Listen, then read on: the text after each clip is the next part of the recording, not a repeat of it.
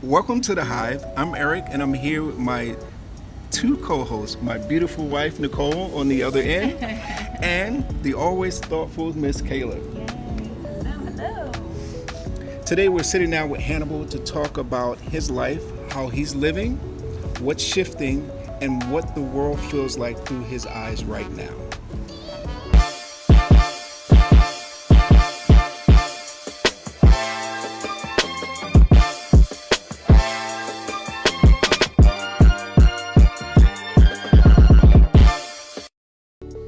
Appreciate you coming and joining us on the show today. Having me. Thank you for having me. Thank you.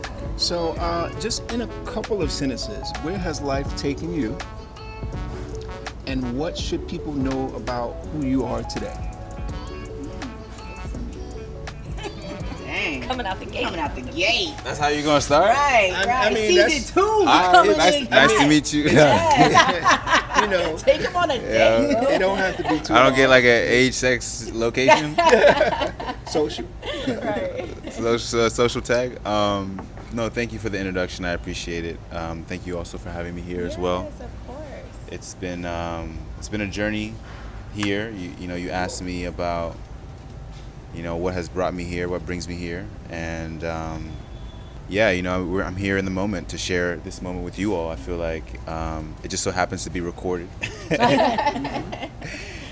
happen to have cameras, and we're in a beautiful environment. But I think that would have happened regardless.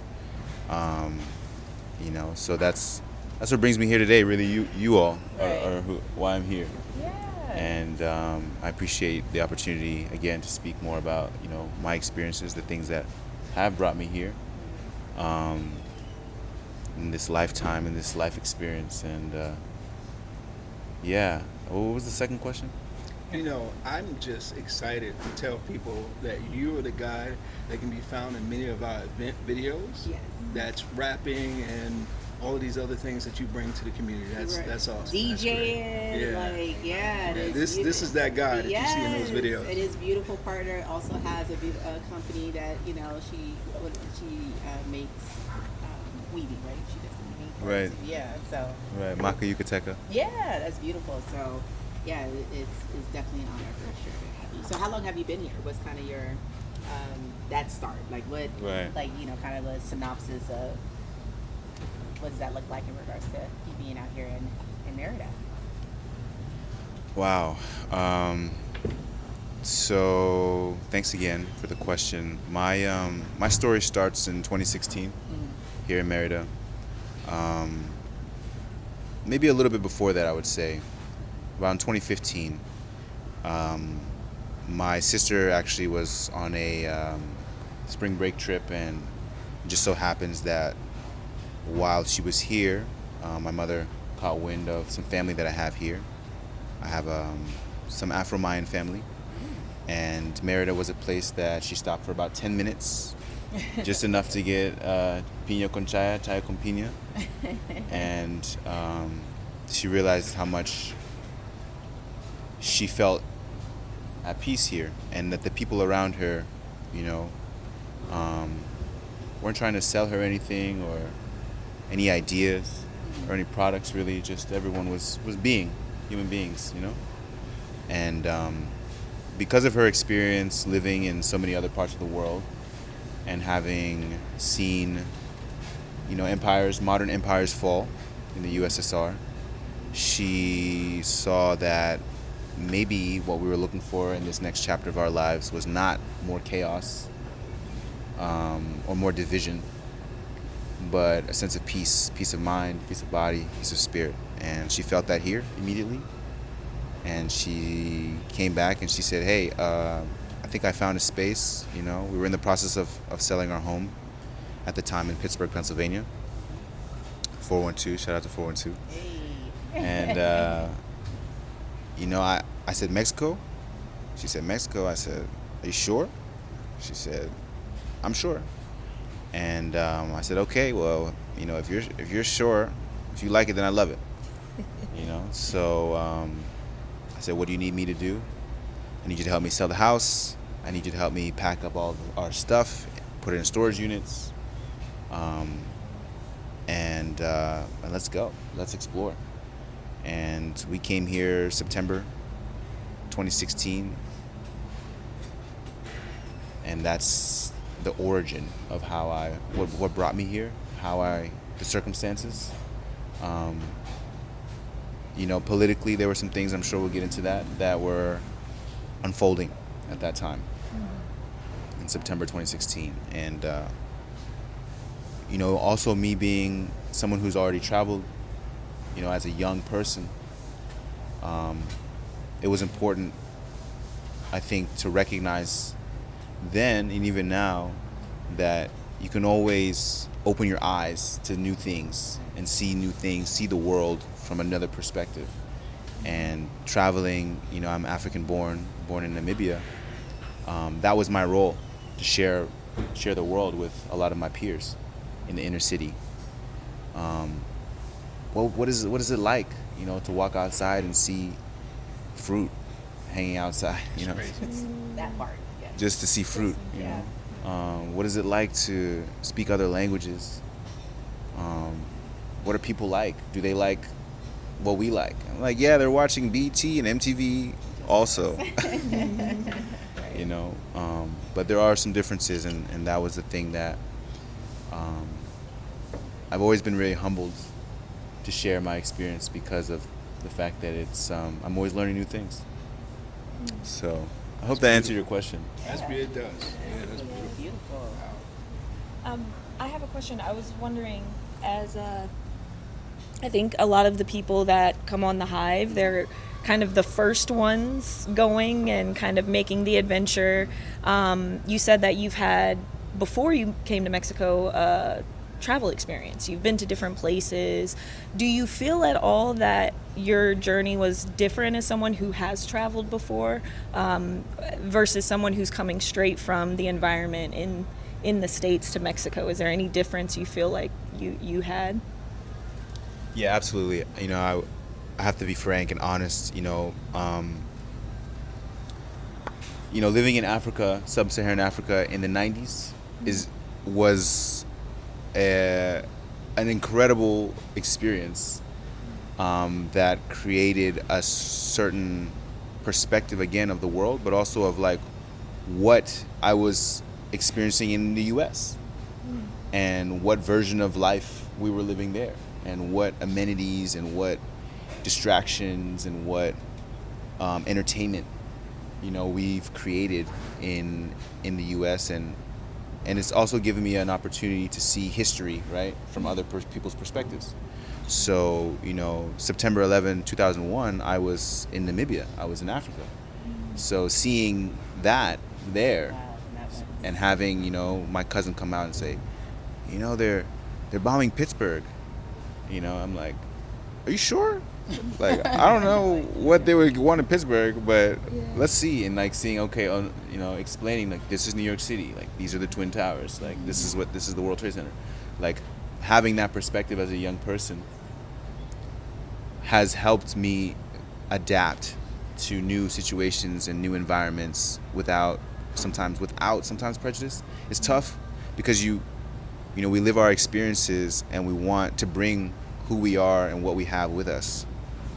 We call it clearing the ground, right? Which is sometimes it's better to leave those things and come with open minds, open arms. So yeah, as a young person, living around Africa, in different parts of Africa, as well as in Europe as well, in Canada. And then having a background, where, my grandfather was a diplomat and was an ambassador, and traveling change is something that I've always been kind of comfortable with. I was probably on my first flight as an infant, maybe 3-4 months, so yeah, that part has allowed me to feel comfortable sometimes with new environments and defining myself again and again and again, and being asked the same questions. Who are you? Where are you from?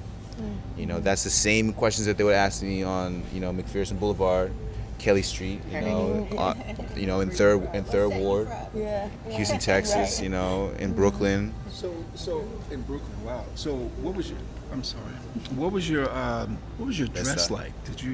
Were you dressed like that in Brooklyn? I love it. You know, that's a really good question. Also, I guess also part of the perspective of being African born also is very much entrenched in my ideology, my spirituality, but also like, you know, my physicality and like familiarity. Now, there is a generation, and we can get into it. There is a generation of, you know, Africans that wanted to live a Western lifestyle and abandon traditional ideologies, spirituality, material, you know, body physicality, and adapt, you know, and that's, we can speak about that in a number of different ethnicities, perspectives around the world. You know, there was a corporate push to assimilate and create an identity that makes sense for the market, for the U.S. market. That's just what it is, you know. That's what the birth of marketing, modern marketing is, right? You know, 1950s. We can talk about the history. But fortunately, you know, specifically my mother was very in tune with who she was as a human being, like her story. And she had to find it, like we all do. But when she found it, she held on to it, and she shared that with us. And so we had mud cloth in our home from Mali. We had chitenji from, you know, my family. We had, you know, Senegalese beads and beads from Ouagadougou. And we had kente. You know, my parents were married in kente cloth, you know, traditional, you know, kente cloth. So my names also speak about my character, right? One of my names, Munufie, means welcome home, man. Right? This is in Twi. This is in a Ghanaian language for the Akan people. So, and then I have another name. I have other names, but they're all rooted in my African identity. Right. So I would be, you know, not being myself if I were to not share that on the inside and on the outside with those who interact with me. So we talked a little bit about like my dress, and you know, I've been designing my own clothes partly because it's tough to find in the market things that I can identify with all the time, you know. Not that colors or certain patterns, you know, I can't identify with, but when it comes to like my, you know, my ancestral lineage, and my place in this world, I have to also share that. Subconsciously, superconsciously, consciously, however, you know, but it's gonna come out, and so I do my best to embrace it. And I'm here to absorb as much of that as possible.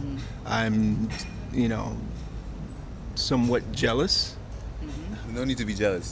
You know, We'll get you outfitted down. Get you suited up. You know, this is a one-of-one. What size you wear? Right, This is a one-of-one. This is not your size. Real quick. We get you fitted up. We get you suited down, like I said, and you have yours. I love that. You know? Bet. So the next Hive, I'm coming with my outfit. Right. So you guys are gonna know Let's do it. the designer. Hannibal, for sure. I'm committed to that. That's what you know. Let's do it. Yeah. All right. I always brag about, so Hannibal's been in the community and he's just been such a light. And when I say, every time we talk about him, he's pretty much the most interesting man that, in regards to us having our journey out here to Mexico, we just kind of like, yo, Hannibal, oh my God. Like when you talk about like sea salt, like when you lived in that area and how they called you the Black Jesus. And you know, you used to go every morning, look, I know your whole story, so let me tell you. So, He's like, right. calm down. But just in regards to how, like you were just saying, like how you traveled a lot, but you also made a lot of these places your home, or you also made sure that you were part of the culture, and you wanted to learn the culture. And so that's one of the things I love, where you went out with a fisherman every morning, just so you can talk to him and just catch the vibes and everything. So like, what experience catch the vibes? Catching fish, yeah. Right, catching fish for dinner, frijoles. right? Can't live with a burro frijoles. What was that like here, especially with it being, we're in a very sacred, beautiful country city, especially in regards to like the Mayan, and where everything kind of cultivated here. What does that look like in regards to that changing your perception, and also how does it kind of link to your African roots, and your how you feel for that? It's a great question, honestly. Thank you for asking that question. Just yesterday I was in an Uber. Yesterday I was in an Uber, and the Uber driver was saying, he asked me where I'm from. ¿De dónde vienes? I said, I'm coming from Africa, sub-Saharan Africa. And he said, you know what Yucatan is? Yucatan was once part of Africa. He's saying this in Spanish, obviously. He's like, people don't believe it, but Yucatan was a part of Africa. I don't know why people don't believe it, but we are also African, so rememory, right? I like to use that word. There's a sense of being when you're living under the stars and you have fresh air, oxygen to breathe, and you can put your feet on the earth, or in the ocean. There's a sacredness about earth that can be brought about. I wouldn't say necessarily triggered, but it's more of like a system, sympathetic system alignment, that when you put your bare feet on the earth and you look up at the stars at nighttime, and there isn't any white noise, and there isn't any garbage noise, visual noise, that we lock into the grid. It's just like, this earth is a space that we can all access our humanity through earth. That earth is the technology for humans, right? So having the historical evidence in front of me, right, was what Yucatan really provided. Oh, remember when the asteroid hit Earth? Mm-hmm. Oh, right. Well, this is what it did, and you can see that. And there's evidence. There's, our eyes sometimes can mislead us and create illusions. But when you're looking at like history in stones, it reminds you of like all of the things that have come and are to come in some ways as well. Seeing homes being rebuilt with stones that were rebuilt with stones that were like seeing parts of pyramids and other pyramids, and there's several pyramids, and they're access points really to our frequency, our frequent energy as human beings. So Yucatan was that, again, reawakening, rememory for me. At the time of my life when I came here, I was also 22 years old, right? So I was also still learning, and I am still learning a lot about who I was then on Earth as a human being. What am I supposed to be doing? The same questions that we've been asking ourselves for ages. And one thing I like to share with people now is, we've had many ages of civilization. This is not the first, and it probably won't be the last. These ages of civilization, right, are documented in current times 6,000 years ago, civilization's beginning. Not to say that humanity didn't exist before civilization existed, but just to say that in each civilization, right, we've had technologies that have come and go, languages that have come and gone. One of the technologies that has stayed is our study of the stars and of ourselves. And so being here under the stars with myself, I was able to tap back into that technology of who am I and what am I here for. So, Yucatan, I pay so much homage to this land, Mayab, as we call it, the ancient land of the Mayans and of those people who came before them. And I pay homage to their essence, their stories, their culture, their language that is still very strong and still existent here. And we honor their presence as being pioneers and engineers of humanity. And so that for me is really, it was a reminder, rememory of what humanity is and what can look like. Yeah, that's absolutely beautiful. And I mean, I don't know if anyone else is picking up on it, but you have this incredible way of balancing authenticity of who you are and a massive amount of respect for the other people, other environments that you enter into.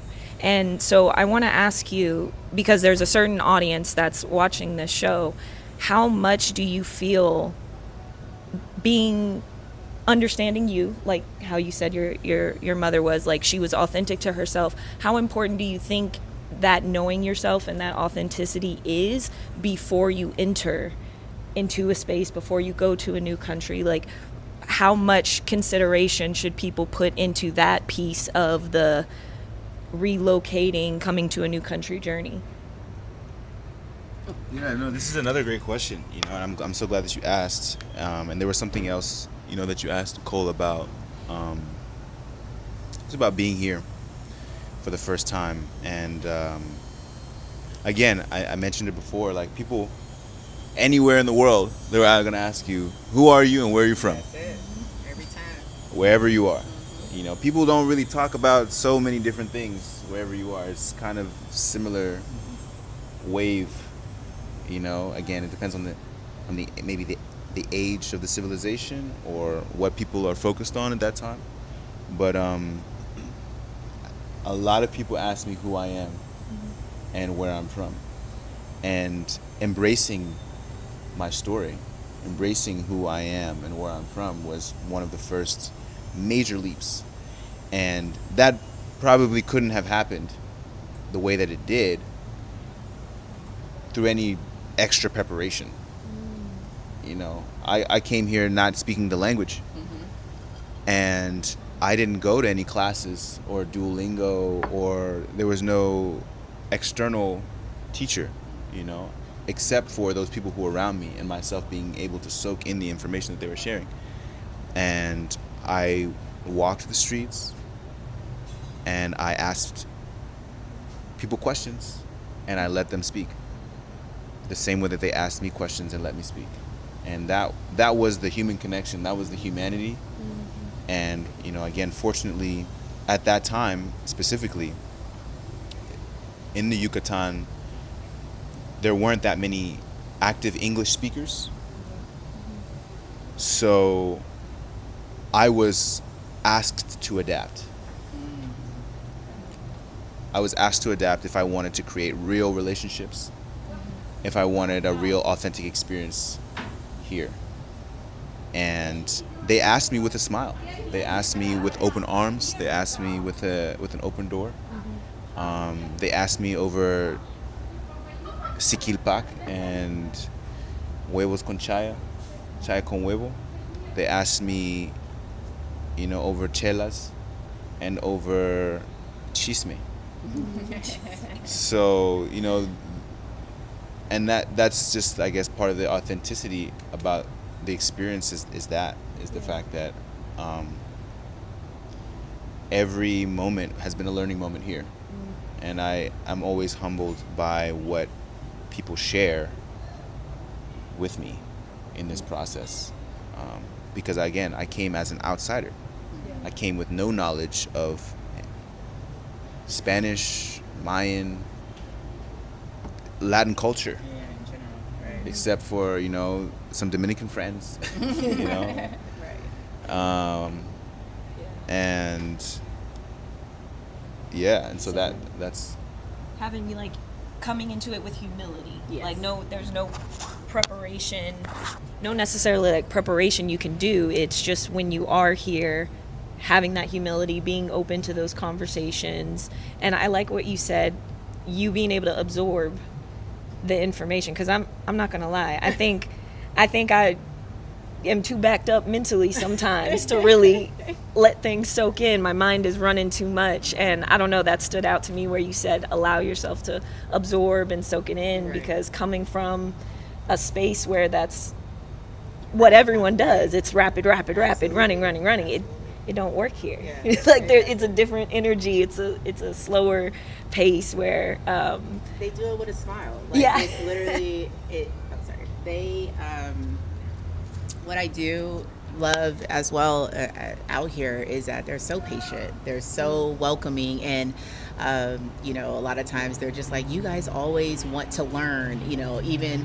in the Ubers, I'm like, nope. Let's, you know, they try to speak English. I'm like, nope. Habla español. We're gonna learn this because we're gonna work this out together. So it's a lot of pointing and Wish I could say the same thing. Yeah, we're gonna I've been figure this struggling out. over here. But it feels good, and so like she said, like in the States, it's more so like, you know, why do you need to learn it now, or if you don't, now we're insecure about it. Where it's here, it's like, hey, you're here, and the willingness to even absorb this culture, this love, this language. You know, we always say, actually with Nico, our kids, you know, with them being raised out here, they get to learn the original Espanol. Okay. Yeah. So it's beautiful. It's really beautiful when you say pretty. So, yay. Gratitude. Yes. Well, I was thinking also, thank you for sharing again. You know, what you're saying is honest, and it's authentic again. And when it came to learning here, I had some really great, patient people. And I would say, like, also I've seen and heard changes. Yes. You know, I've heard an evolving ecosystem. One thing I wanted to share about what people should know about me now is that I'm not perfect, and that I'm not, you know, I ask people, you know, what is perfect? What is that? That's a human concept for something that maybe doesn't exist even, perfection. So I had many nights when I was exhausted trying to process. I just went outside to go buy a drink, and I have all these things. Okay, like, I don't know the language. Like, am I coming off authentic? Am I enough? Like, my thing also with being here was being one of the only real melanated people around me. Like, as a you know, black body, I felt at that time some burden of showing up for all of y'all. as a good example. And really, Wow. And you did a wonderful job. Thank well, I did what I could then, and I realized that at some point I had to let that go too, and let myself be me, and let people have their own experiences, because I don't have that control, right? I wanted to show up for all black men in America, I feel you.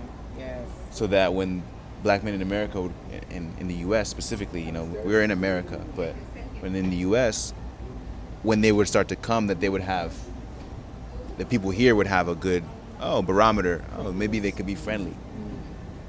And that was a burden that I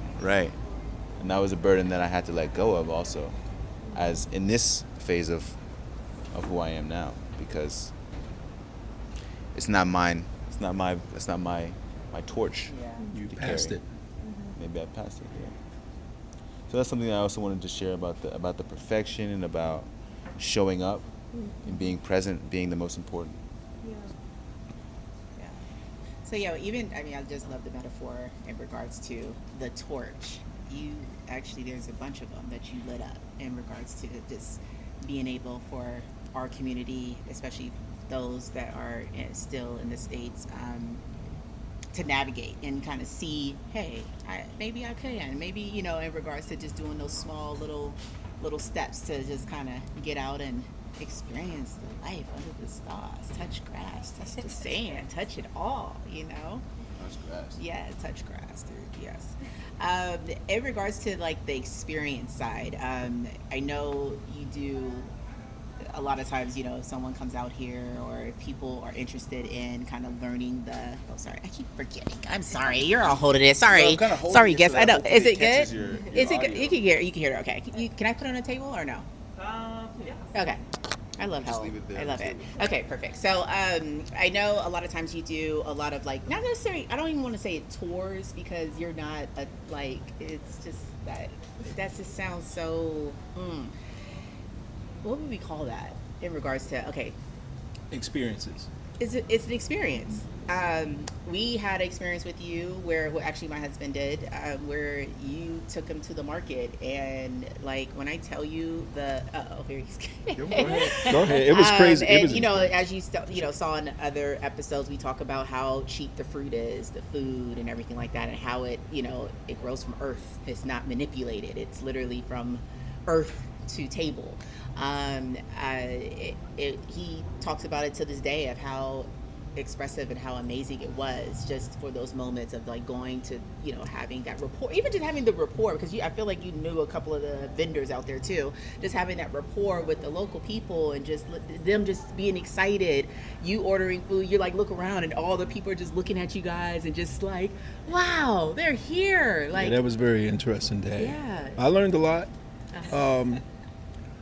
And it was another occasion where you came by the house and you cooked for how many of us was there? Were there? maybe 15 About 15 people or so. yeah, 15 And it was a delicious meal. It was healthy, and he put some beets He still on the grill, and it had the smoke. And I'm not a fan of beets really, but I know it's helpful for you. It purifies your blood. That was like the best thing that I had, and I can tell like instantly my body was. I was. What am I trying to say? I was needing the nutrition that whatever it is in beets, my body was starving of that because I felt this sort of a little boost. a boost. Yeah. Yeah, absolutely. So, what do you eat on a daily basis? What does that look like? Oh, wow, this is a great segue. Thank you again for sharing your experiences. And, as far as the jargon, the actual words that I use to describe it is closer to experience, Okay. holistic experience, immersive holistic experience, transformative experiences. So what you're sharing is like a transformation in a real way through this experience. And I'm not an expert, I'm more of a guide, I would say, when it comes to this, sharing my experiences. And I was a tour guide in high school, and that's something that I realized that I have that capacity to guide other experiences, other human experiences. So, yeah, as far as the food, so another thing, like, who am I, where I'm from. One of the things I really learned here is to be very mindful of romanticizing my experience. Because what I have experienced is not for everybody. Just like this suit is one of one, like this has my imprint, That's not to say that we can't get you a custom suit, right? Or a custom experience. It's just that like some things are not replicated in nature. A lot of things are not replicated in nature, exact. So when it comes to the food, at the time I was transitioning into a completely plant-based nutrition plan, right? Which was partly in due because I was living in DC at the time, and I was just a little bit tired of processed foods. My body was tired of processed foods, processing. And I actually got sick in my process in that way. Like my experience and journey led me to whole plant plant-based nutrition. I brought that here, which was difficult. It's not easy being a plant-based human being in an environment that is new, because you have to find those things. You have to forage for what your body needs, right? And some of those things will naturally come to you. You know, I do believe in like that attraction. I probably may not have found the market as soon as I did if I was eating processed foods, as a perspective. Right. Back Costco. Right. Yep. But because I was already attracting whole nutrition, that was something that I needed. It was the lifestyle was- already before in the press. Right. Use that, yeah. Right. I had to come to terms with eating fish, because I'm out there on the boat and I'm catching fish, and I'm like, okay, but like these fish seem pretty healthy. Like these are pretty healthy fish. Right. Like, you know, Put this are on the they grill real quick, right? right? Like, are they overfishing? Are they not overfishing? Okay, well they have a pretty good flow. They go out just enough time and then they come back. Like it's not like people are not fishing at nighttime all the time. You know, like it can be in some ports. You know, there's a lot of nighttime fishing. So I was like, okay, like the fish seems good. You know, let's try it. You know, it's experimentation. It's not, you know, I don't think there's any one formula, but or magic bullet. But yeah, plant-based nutrition was really important for me to clear, debug, deprogram myself from processed information. Right. Information that someone else has already scoured and given their notes, and I'm looking at notes of notes of notes, history of history of history, her story. So plant-based nutrition has been one of the guiding principles, which I'm in a space now where I'm like kind of reopening my mind to that.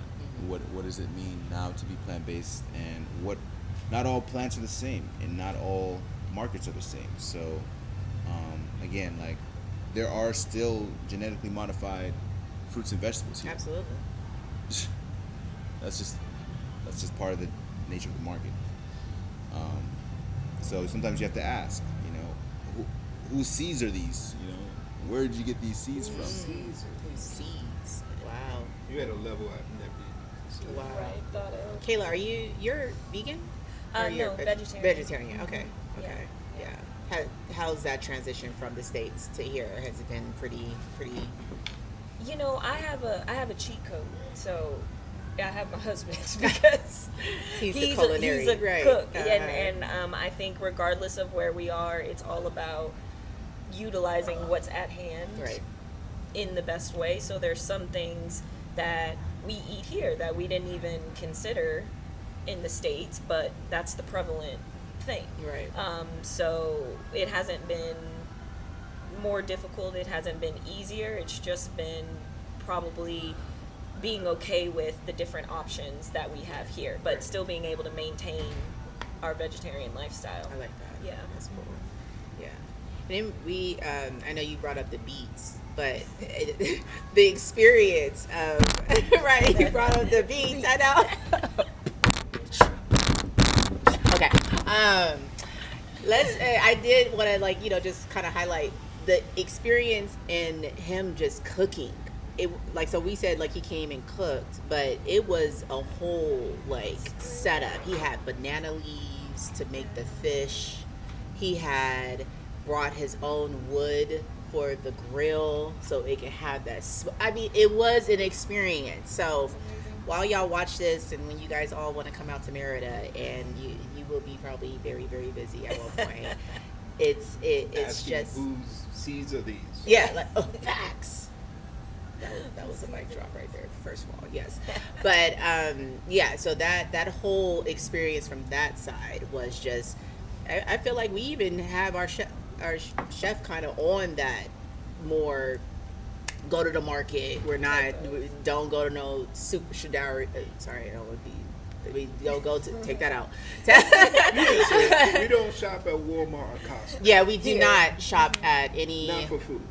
Yeah, we do not shop at Walmart or Costco. We want our stuff from the farms and from the butchers, and It's changed my life. it has, and you know, he's dropping weight and way more healthier. Same with me, we're having more energy. We feel it and we see it, and we just saw how the intentional work of the art, what you were doing in that kitchen. We were just like, oh, okay. Oh, Hannibal did this. Okay, I need Ernesto to come on. Let's get it together. Let's get you some beets and do some veggies and all this. Yeah, he made. Even Nico had some. That's my daughter loved the beets. Like that. That's where it was beautiful. So, yeah. So that was awesome. So in regards to the food and everything, yeah, the process, out there.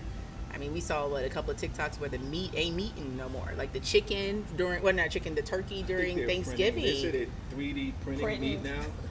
Stop it. I can't put nothing past. And what is your body supposed to do with that? Like that's a really good question. It's really sad. It's just sitting in there. Just it's so horrible. Yeah. So what do you see in regards to the climate of our melanated people seeing the light, in a sense? And we're talking about our melanated people out in the States of that land. What is what do you foresee in regards to the benefit of our people coming out here, or what is your, I don't know, it's more so, what would be Advice? So right now it seems like people leaving the U.S. is a trend. Yes. It's trending, right? So, secretly, it's quiet. Yeah, it's a silent exodus. Yeah, it's a silent exodus for sure. What pointers would you give somebody who was interested in moving abroad to a place like Mexico? It's a great question. I hope you're not saying that things are great questions. No, they're and you great. get to your girlfriend and be like, they ask some dumbass questions. You're so sweet, Hannibal. You're so sweet. Those who know me will attest to I Keep it 100. I keep it as You do. as stoic and as honest and authentic as possible. Absolutely.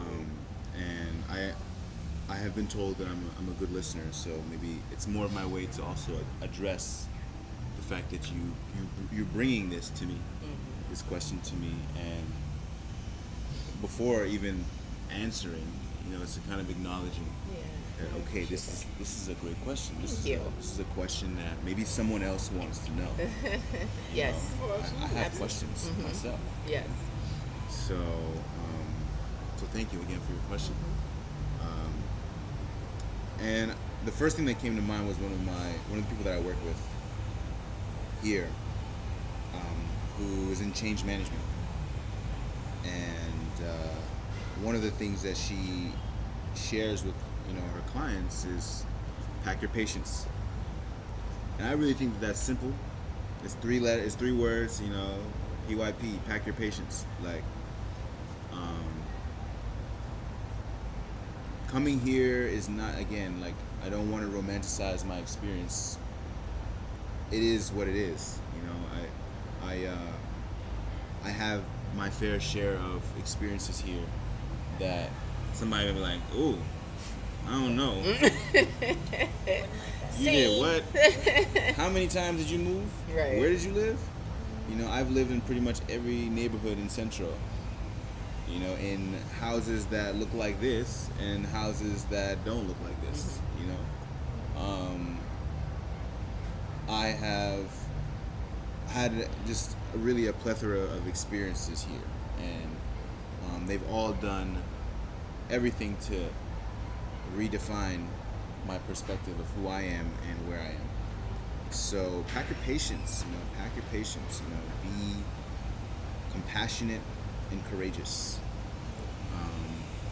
Recognize that where you're going, there is a code, and there are people who live and die by that code. So trying to change the code on a generation, 2-3 generation civilization of people who have been living this way is not necessarily the most easy way to go about life, and to be accepted in an environment that is not inherently yours. Not to say that the earth isn't for all of us, but just that there have been people who have been living in certain spaces for longer than maybe we have or I have. So in the same way that I wouldn't go on to Crenshaw and act like I was from Crenshaw or Watts, I wouldn't do that here either. That's right. And again, I've had my fair share of different experiences, and I love Yucatecans because they are very graceful with their humanity, and they like to feel good about their humanity. So if you don't feel good about your humanity, that's okay. Be authentic, Pack your patience, though. Allow people to be who they are. And there are things that have existed here before we got here. So honor those people. Honor their journeys. Honor our journey. We're honoring our journey by honoring those people who came before us. And maybe we don't like how the wheel spins all the time, and we want to speed it up, or we want to slow it down, or we want it to have the spinners, the rims. But the spinner, how'd you know about that? 28s, not the spree wells. Not the spree spree wells. Stop and keep going. Right. Keep going. So yeah, pack your patience. Be courageous and compassionate. Allow people to be their best selves, whatever that looks like. Whether that looks like having to sometimes say less and listen more. Honor the people that are here. There are grandmamas and aunties and granddads and great granddads and cousins and sisters too. And they all taking care of one another. It's so beautiful. And they all really matter to each other. So here specifically, site specifically, don't feel like someone is gonna do something because you're gonna pay them. I learned that pretty quickly. There's a day for everything here. Right. And there is a day for family here, and that doesn't mean that people will choose work or money over family. Right. So just be mindful of those tactics of control and manipulation that we're accustomed to, because that's how we have been operating for some time. Be mindful of that, because this is not that, and even that is falling. Right. There's a certain frequency that is people who are going to say, speak truth to power, and that is also something to just be mindful of when being here. There's so much to share, and I guess that's why I say patient. Just be patient, Be willing to learn new things from people that you may not respect. You may not respect someone, and they may give you a gem that you can live your life by. Right. And you will want to share. Yeah. So be kind to people. Be kind to yourself. And all of those other things I think will come. I love that. Yeah, and it's a lot. I think one of the things that attracted us to the city was like a simple walk in the park at night, 8, 9 o'clock, because it was so hot during the day in April. Seeing those grandparents, parents, family units in the park, a sight that, while so simple, we don't see that in the United States. Particularly in the Black community. It's absent. And there may have been moments where there were great grandparents, and you can tell these people are old. That's powerful. I'm still shedding many of the toxic traits that I've had from 50 years living in the United States. And when I see people come here now, I'm just wanting them to know, hey, just do your best to not expose all the toxic traits that you have that you're carrying here from the United States. Be open, like you're saying.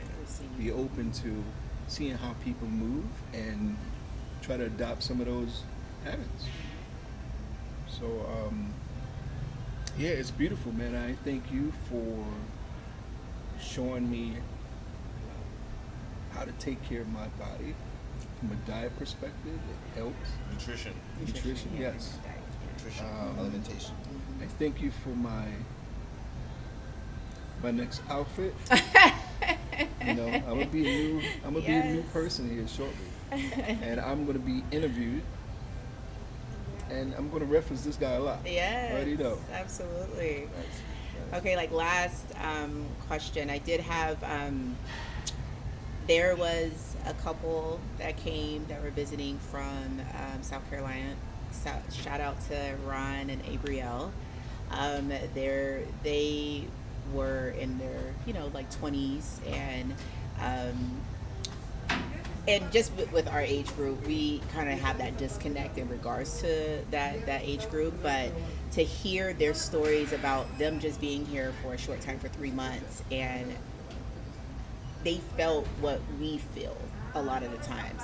And I also look at them and almost feel like they're that generation where that American dream, they're actually looking at it as they lied to us. And I felt like a lot of times when they came, when they were out here, it was just like, wow, like we don't have to go and have 5 jobs and have roommates and try to pay rent and everything like that. What would be so this is what I was thinking in regards to, because I know you got to spend time with them as well, but I'm just talking about in general in regards to that generation. I know a lot of people are possibly, again, we know about the Exodus. What would you say in regards to that age group where it's like, dang, do I become a streamer? Do I come, or do I do the 9 to 5 because my parents told me that, I need to go to a college and get in debt and buy a house and buy a car and all those things. So what would be your kind of your perspective of that? Wow. I'm not going to say great question, but that was that's another great question. Yeah. I came here when I was 22 also, so that was like the moment in my life when I was looking for answers from the world. Like, okay, what's going on? Like, like what playbook am I picking up? Where am I starting from? The great thing I would say about, because I know that they're gonna probably see this on TikTok. The TikTok, okay. One thing that's really great about your generation is that you're not afraid to say no. You're not afraid to do what makes you feel comfortable, and I would embrace that. The numbers don't lie. I mean, when we look at mortgage rates, when we look at income rates, the numbers are the numbers. When we look at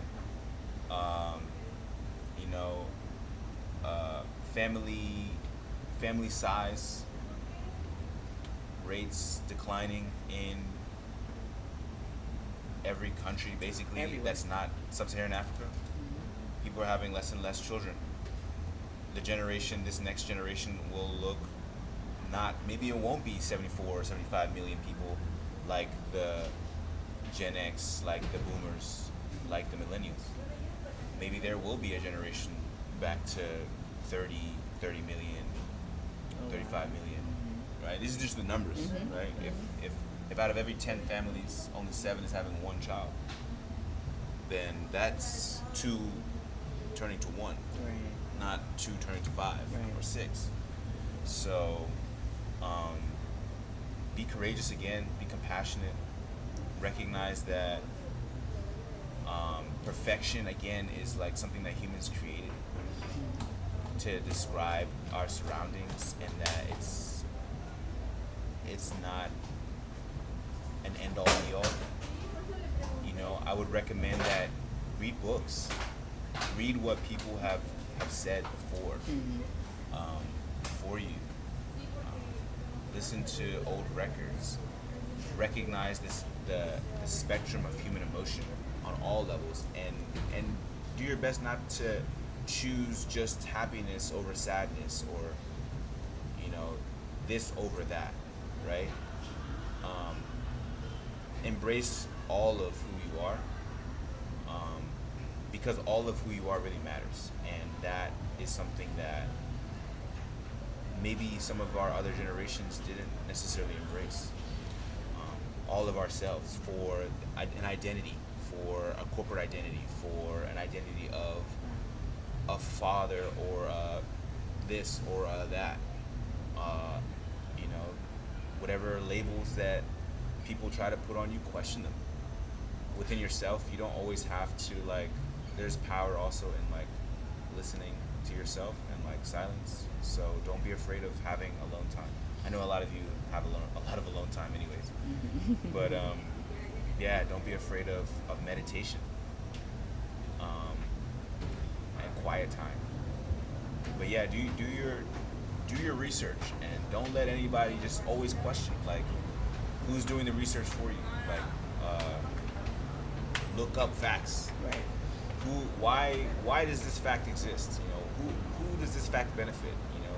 If 9 to 5 corporate America is not what we want now, why did that exist? For so long, right. Who was paying for these messages? Why did people start to smoke cigarettes on planes? Right. And then why did people stop smoking cigarettes on planes? Why did women start smoking cigarettes? Do your research, and a lot of times, because the internet is so malleable as far as the database, the books are the things that people wrote themselves and spent time asking people to read, whereas the internet is more of a database, a kind of search and find, page rank, right, algorithm that will give you what people have seen or what people want, but not necessarily what you want or what you want to see. So keep writing and keep reading, that part. Speaking of books, and I know we're about to go, if you were to create a title for where you are in your journey today, what would that be?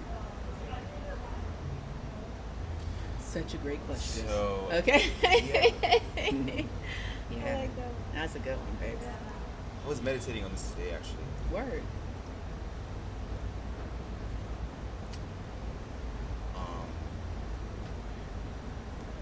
And I would say,